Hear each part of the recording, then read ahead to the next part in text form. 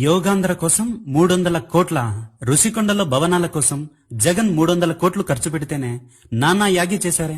యోగాంధ్ర కోసం 300 కోట్లు ఎందుకు ఖర్చు పెట్టారు?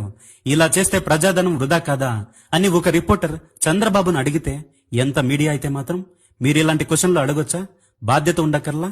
ఎవరో ఏదో అడిగారని మీరు అదే అడుగుతారా? You have to compare Apple to Apple, not onion అని ఫ్రస్ట్రేషన్ లో మీ కొడుకు తప్పు చేస్తే ఇది తప్పు అది రైట్ అని మీరు చెప్పరా? అలాగే పొలిటీషియన్స్ ని కూడా వాళ్ళు తప్పు చేస్తే మీరు కరెక్ట్ చేయాలి అని మీడియాకి క్లాస్ పీకాడు చంద్రబాబు. 300 కోట్లు ఎందుకు ఖర్చు పెట్టారయ్యా అంటే గిన్నీస్ బుక్ రికార్డు కోసం అంట. మీరేమైనా మొదటిసారి యోగా దినోత్సవం చేసుకున్నారా? ఆల్రెడీ 10 సార్లు చేశారు దేశంలో, ఇది 11వసారి. దీనికి 300 కోట్లు దేనికి? యోగా డే సెలబ్రేట్ చేయండి, ఎవడూ వద్దన్లా. చూస్తే భయమేస్తుంది, ఖజానాలో డబ్బులు లేదు అంటూ ఇప్పటికే 1,00,000 కోట్లకు పైగా అప్పు చేశారే. మళ్ళీ ఈ బాదుడే బాదుడు దేనికి మాకు? రాష్ట్రంలో 84 లక్షల మంది అమ్మఒడి కోసం ఎదురు చూసే పిల్లలున్నారు.